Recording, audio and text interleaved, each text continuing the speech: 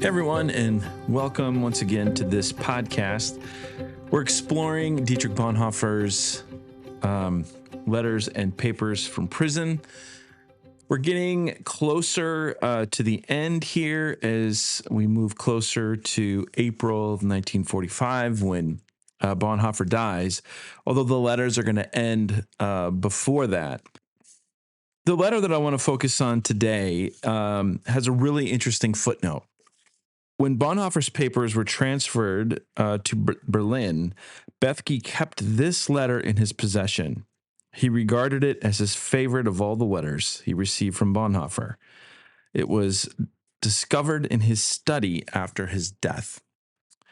And in this volume of the letters and papers, the Fortress Press volume, this is the first letter after a section that comes part 4 after the failure, July 1944 to February 1945. And the failure that it's referring to is the assassination attempt on Hitler's life, where Bonhoeffer is going to move from being a prisoner who has or believes that there's a chance that he might get out, that he might survive, to basically knowing his fate, that he is going to be moved from the Tegel prison and sent to a concentration camp, and eventually he'll be hung. And I think in this letter, what we can say is, the title of this podcast is Becoming Christian. And for Bonhoeffer, that has a particular meaning. Becoming a Christian is to become a human being. And you can see this strain move through these letters, that Bonhoeffer wants people to begin thinking more about their embodied human life in this world. And what does the gospel mean for this world? Rather than focusing all of our attention upon some kind of world to come. And so for Bonhoeffer, to become a Christian is to become a human being in the likeness of Jesus Christ. And that has implications then for how we live and how we encounter God. God comes to us not in these hyper spiritual moments, but in our humanity. And when we think about the sacramental life, those of us, in the Catholic and Orthodox and Protestant traditions who value the sacraments, the sacramental life is about water and bread and oil. These are the elements of human life and human existence, and God comes to us in our humanity. And what does this mean for us? And how does this transform the way that we live our life? And in this way, what I want to do is hold up Bonhoeffer as an alternative way of thinking about what it means to be Christian.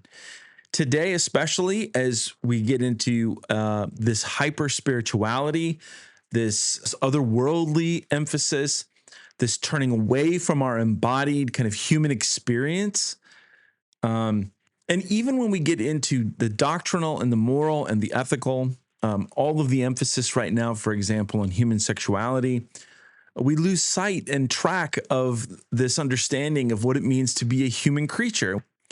And Bonhoeffer is pointing us back down to this world and saying to be a Christian is to be a human being in all of our finitude. So let me just read here a little bit of this letter, because I think this is the letter, and maybe this is why Bethke really valued it, where we hear Bonhoeffer say these things. He says, in the last few years, I have come to know and understand more and more the profound this-worldliness of Christianity. The Christian is not homo religious. We're not religious creatures, but simply a human being in the same way that Jesus was a human being.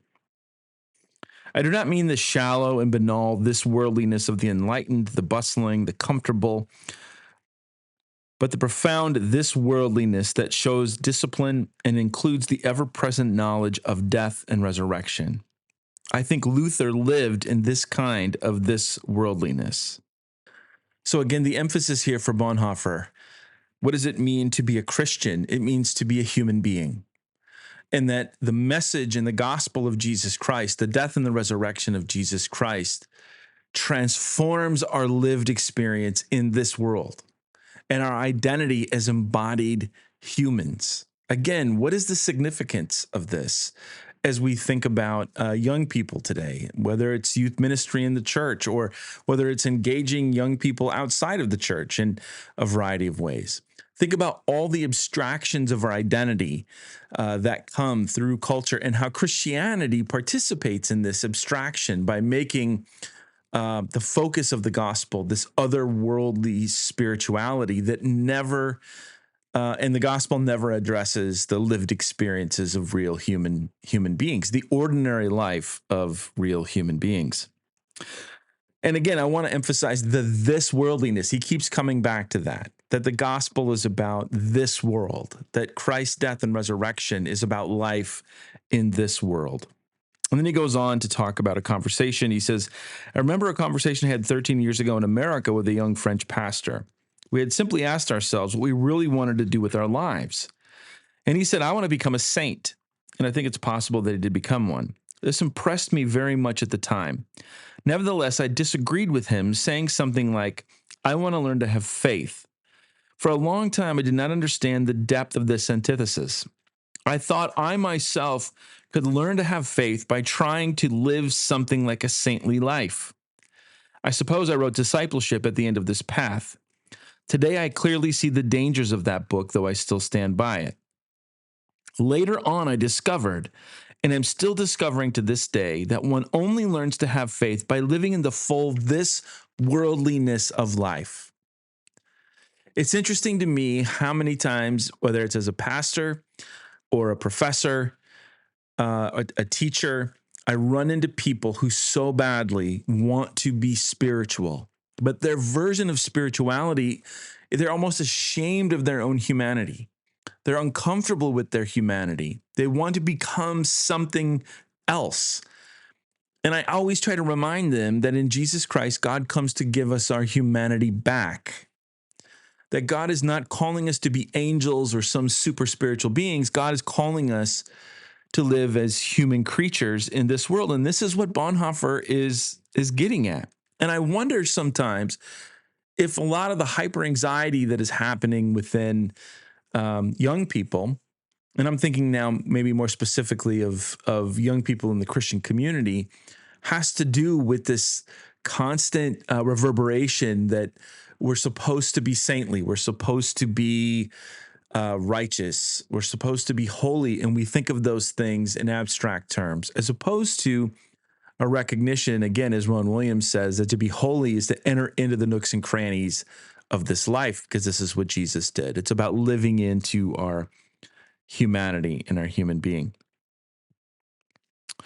So he goes on, and well, it's interesting also how he's critiquing discipleship. And he in the end of that sentence, he comes back around to affirm it. Now, what is discipleship? It's the cost of discipleship, the book that he wrote that most Christians today would say, hey, have you ever read Bonhoeffer? Yes, it's Cost of Discipleship. It's a wonderful book, and I'm working through that in a different context. And it's interesting, he comes back to affirm everything that he said, and you can see connections between discipleship and the things that he's saying here in Letters and Papers, although they're just kind of nuggets or like little seeds in discipleship. And here they've become kind of full grown. But he's recognizing that some people might read that book as a how-to manual, like how do I become righteous?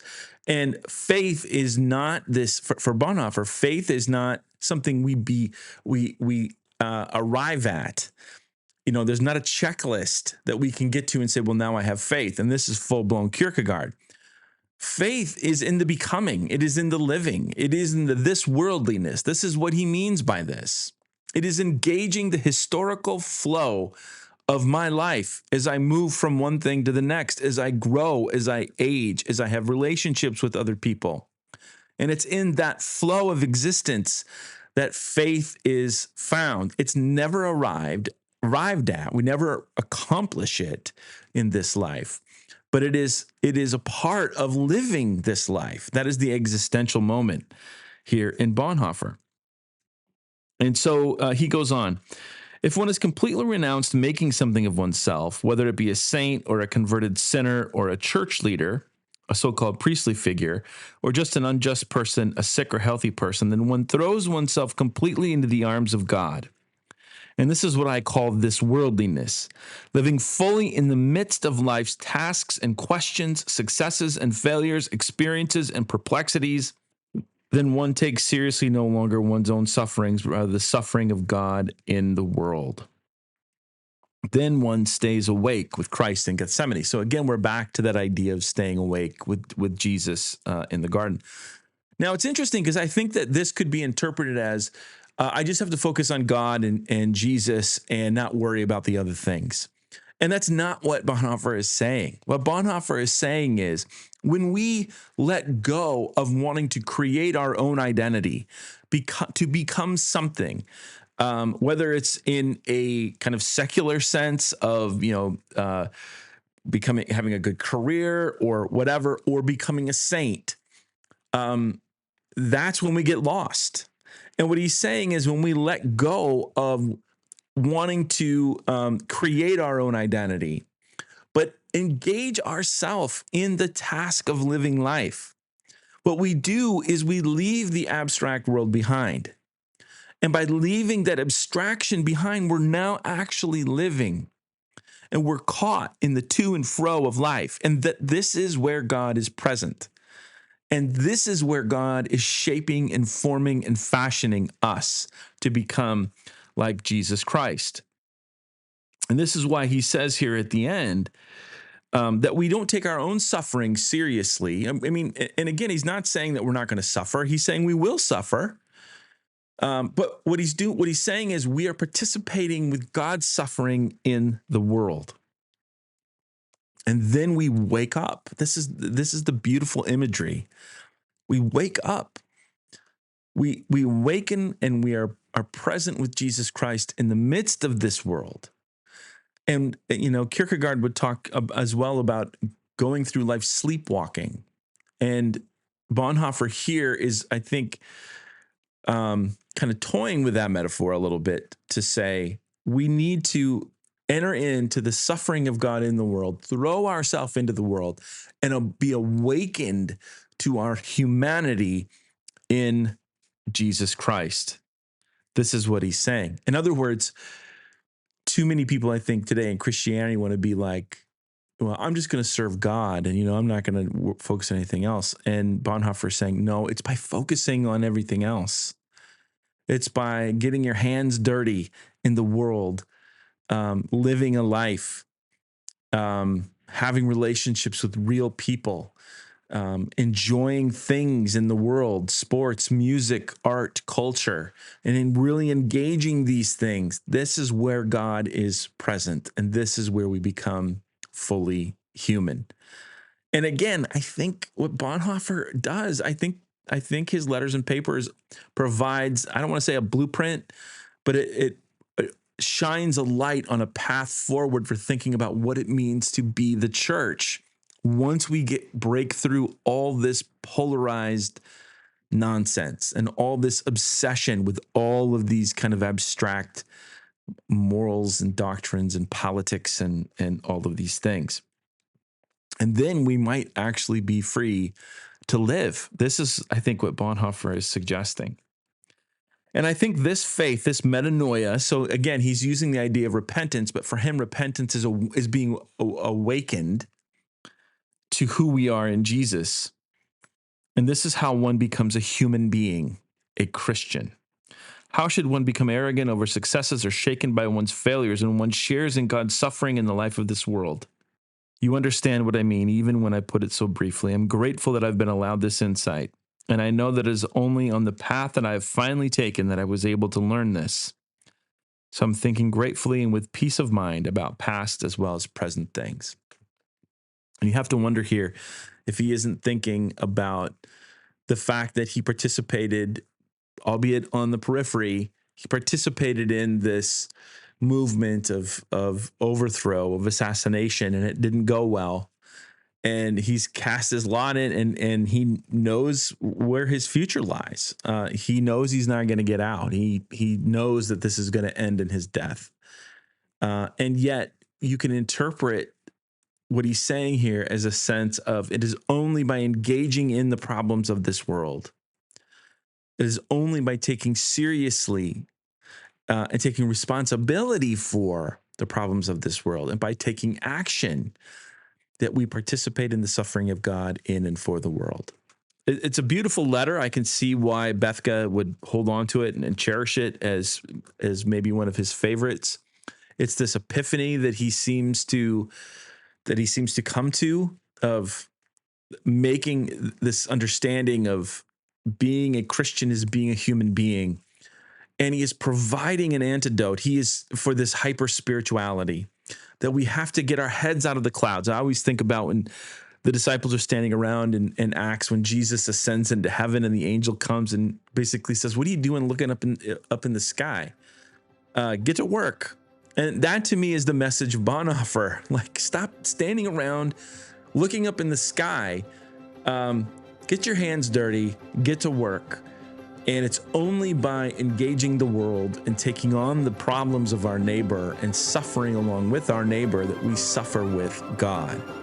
And this is what it means to be a Christian.